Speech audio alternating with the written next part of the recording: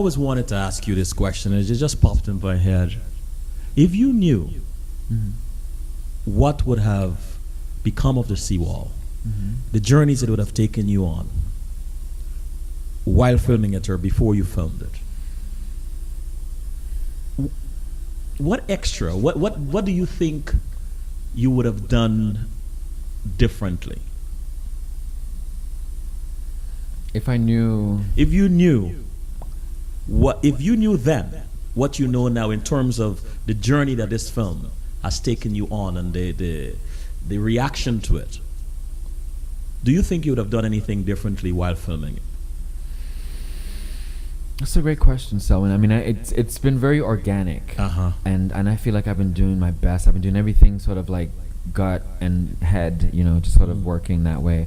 But if to answer that question, I think what I would do is I wish I could mentor more people. I wish that I can mentor to the polarized generation, like younger kids in Guyana and Georgetown, to take them on this journey to see what happened on this journey and with the story and what's possible in life. And then I wanted to I wish I can share it with my my grandparents. You know, my grandfather passed away, and because I think for them it's for them. It's you know, my grandfather came to this country and worked really hard for us to be educated and to achieve a lot, and I just really wanted it'd be great to share that with that and all the elders in our communities who were the brave ones, like I said earlier, the brave ones who came here to create an opportunity for someone like me to go to a school like Vanderbilt and go to film school. And you know, I really wish that I can share this more with that generation, my grandfather's generation. Someone once said something, and I'm not misquoting them, but to the effect that if you see me standing tall above the crowd, know I'm standing on the shoulders of people who have made great sacrifices before me. Is that how you feel? Yeah, absolutely. And I mean, this film and this, just my whole journey, just my existence and my life, the fact that I was the only Guyanese person in Cuba and Havana talking about my country and talking about this film, you know, that speaks volumes to all of our ancestors who were, as we know, the history is, you know, so intense and so it goes way back. And I, you know, there's some that they're all on my shoulders and they're all behind me and they're all there. And, you know, I feel like there's a greater mission, and, you know, and I think they're all happy. Last question, then we go to a break. Okay. What was the defining moment for you when, and I want to take you back 3 years at Cannes Film Festival. What was the defining moment for you about this film while you were at Cannes? Defining moment. When did it hit you that, you know, because Mason, you're pretty, if I may describe, pretty humble, pretty unassuming kind of guy, right? You made this film, you didn't expect this to happen, but here you are at the Cannes Film Festival. Knowing what you knew from your experience and your education at Caltech, what did that moment say to you? You know what? It wasn't necessarily at the screening of the film. It was after the screening of the film. I remember I was in the French Riviera at a place called Nikki Beach. And it was this huge after event party. Like Leonardo DiCaprio was there. It was like all these people there. It was like it was like every celebrity was there. And I was just kind of there with my crew and, you know, kind of hanging out.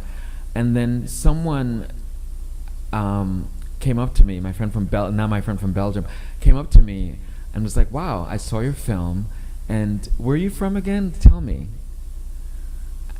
And I had to, it was a moment where I sort of said, "I'm from Guyana, and this is where it is. It's in South America. It's not Ghana in Africa, and this is the history." And I was like, "Wow, this is the beginning of me." That was the moment, the beginning of me, like realizing I'm sort of like this cultural ambassador in a way, because I'm sort of not just showing a film, but sharing and educating people about a place that I think is beautiful that people don't know about. So the screenings were great, the red carpets were awesome, and everything was fun. But I think when people came up to me, like my friend, and just wanted to know about me and where am I from, and from a genuine way, like I think that those are the moments that I feel the most proud. And Congratulations again, my brother. Let's take a quick break. All right, cool.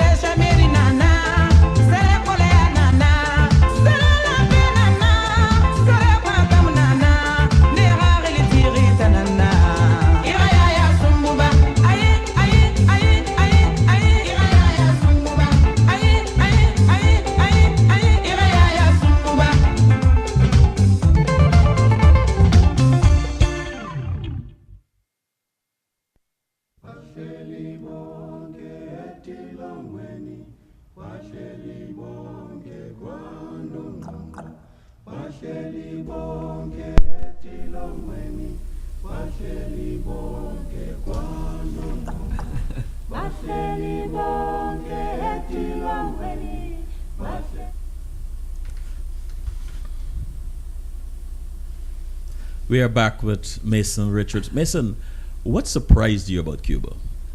What surprised me about Cuba? Uh-huh. You know, what surprised me about Cuba is like how incredibly safe and friendly it was, especially late at night, and just like it was I felt the most safe. Safe and friendly. Safe there. I felt the safest there I've ever felt in my life, and people told me before I went that's how it was, and I had my guard up. I grew up in Brooklyn, and but it was, people were just chilled. It was just chill. It was really nice. I mean, it was really, really pleasant. Like when I had to drive to the airport, I didn't want to leave. You didn't want to leave? I didn't want to leave. I would have stayed. As you interacted with the Cubans, the Cuban people, what about those interactions reminded you of your family and Guyanese? I'll say this, Selwyn. It was living in America as a man of color. You're always aware of your identity as a man of color. You're always the other. You're always not quite American. You're not the majority. You're a minority, and you're not status quo. You're just sort of like you always have this lens where you walk through. I mean, Barack Obama, our president, said this, like, the elevated behavior, like you're always aware of your posture, your behavior is elevated as a man of color. You're on the subway, you're just aware of yourself as a man of color in America. In Cuba, that wasn't the case at all. And the same way, like I feel in Guyana or any country where we're the majority, Cuba's a very diverse population of Afro, Spanish, and they have all the hues from my complexion to a lighter complexion, but they're all Cubans. What unites them is that they're Cuban people and they have a Cuban shared history, a shared identity, and there isn't that separation. So I walked around Havana, and I felt welcomed. And the minute they realized I spoke and they realized I was American, there was more like a tension, like, oh, what are you, America? Let's talk.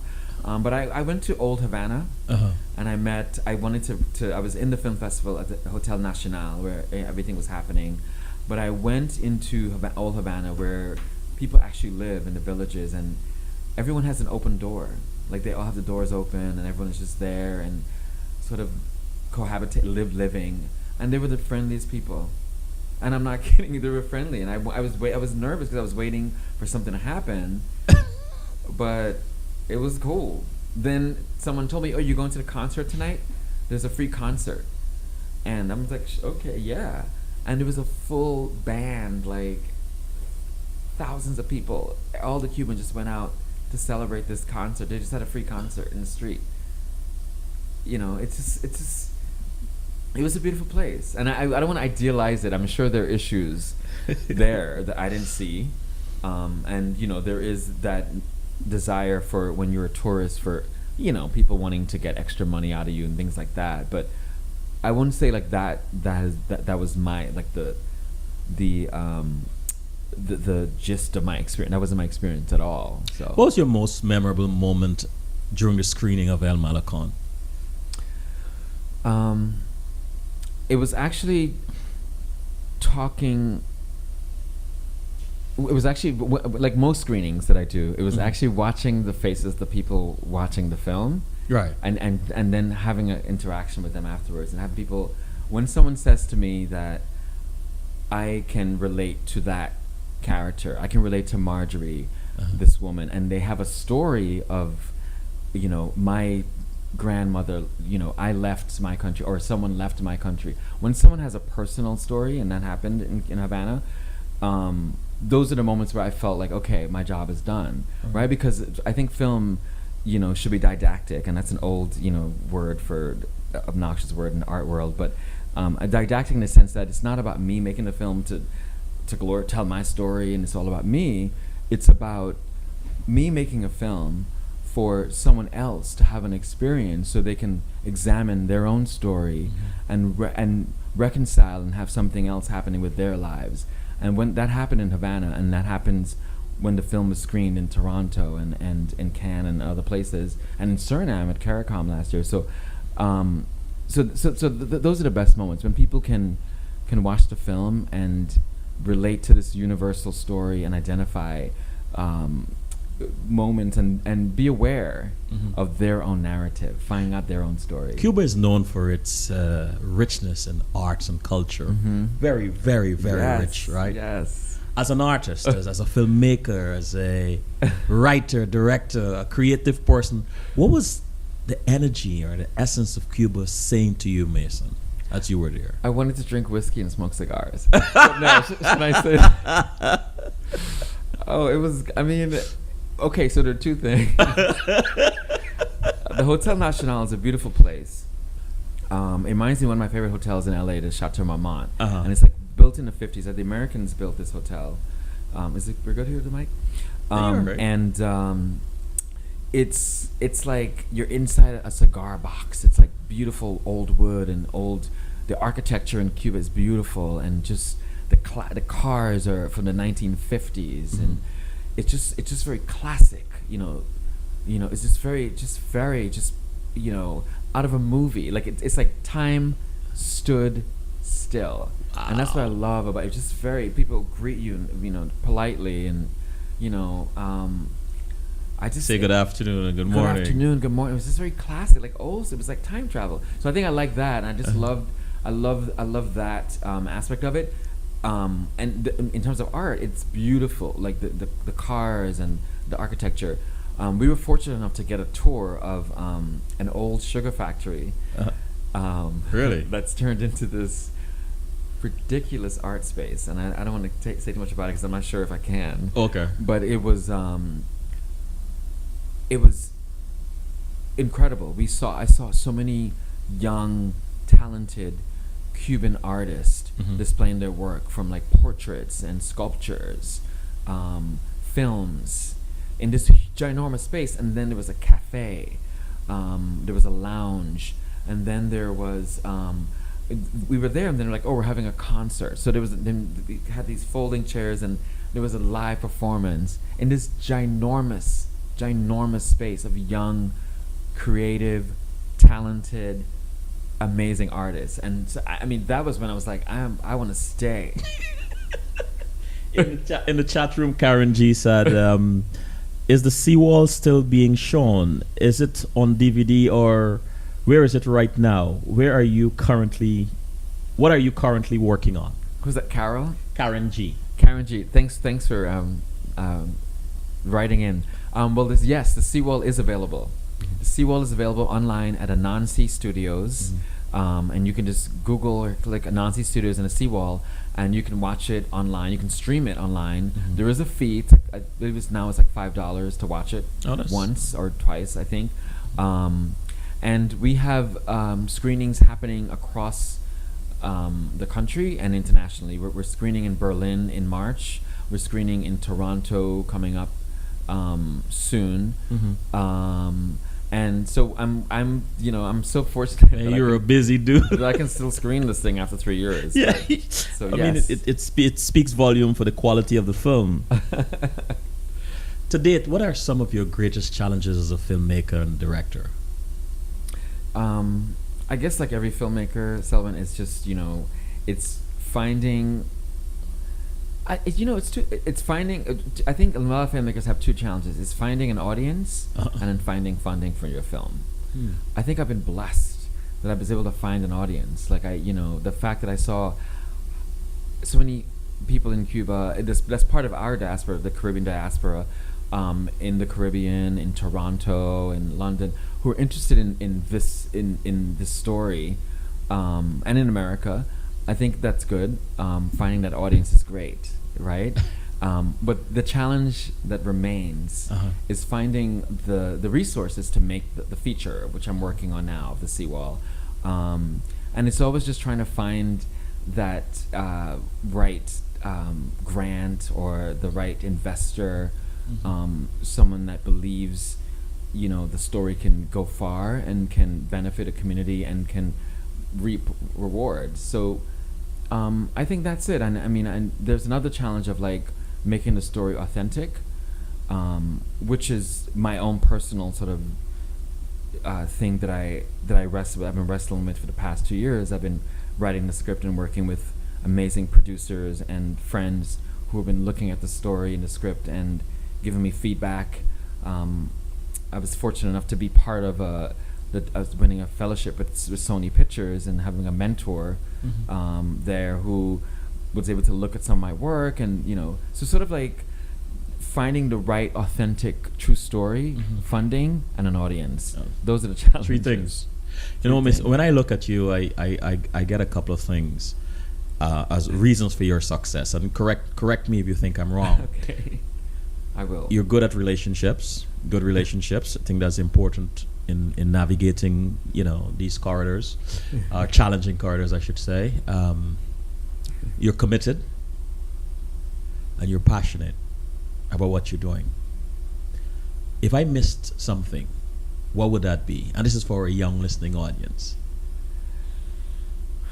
Thank you. That's really good. That's very. That's what I picked very up. Honest. That's very what I picked honest. up. Yeah. I don't know for younger people. Like yes, I mean that again might be struggling with an idea because they don't have they don't believe enough in the idea, or they are discouraged by whatever, outside forces. They're discouraged from pursuing the idea. What made you, and I'm gonna say successful, right?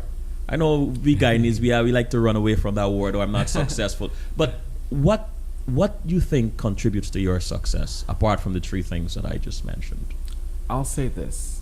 I'll say that, and this is for the young people out there.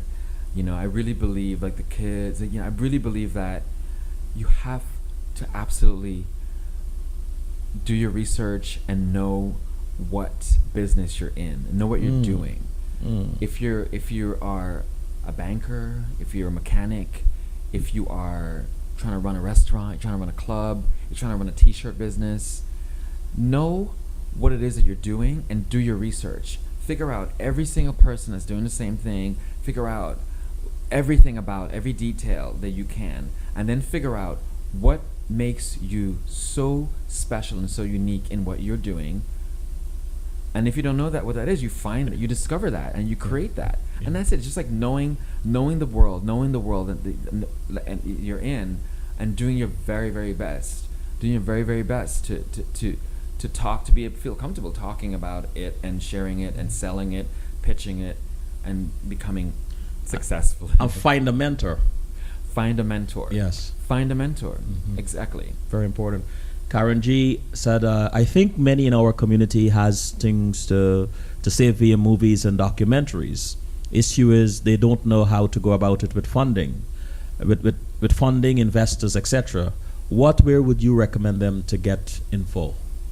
For funding and invest for films, again, it's the whole research thing. You have to know what your product is. If you're doing like my film is a narrative film, right? So you can get online. The internet's amazing now. You figure out, if you're doing a narrative film or a documentary film, if you're doing like a music venue, if you're a singer, and find out projects that are similar to you that have gotten funded, right? And then you seek funding from those sources.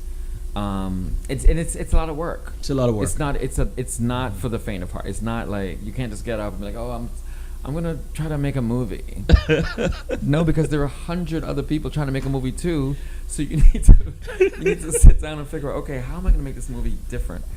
But to answer, it's getting on the internet, looking at projects that are similar to yours, and figuring out ways to connect with those people, and figuring out what you need to do to get in their presence, to sell, pitch, etc. What do you enjoy the most about filmmaking? I love being on set. I love being on the set and filming. Like when you say action and then it's happening, but it takes so long to get there. There's so much work before you get there that it's like the carrot and the stick. Like I'm always like, I can't wait till the day where we're in Guyana, where we're in the interior in Guyana, by Kaitra Falls, and I'm like, roll camera, go, and then you get to see it finally come to life. But the preparation is a lot of work. It's a lot. It takes a long time. You've visited Guyana quite a bit since the release of The Seawall. Yeah.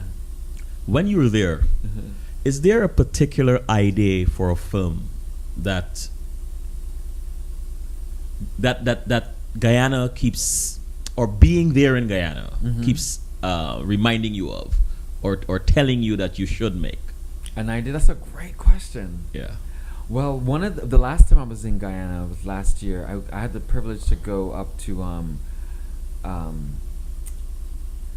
forgetting the name, Jerry Gavaya's resort, Eco Resort.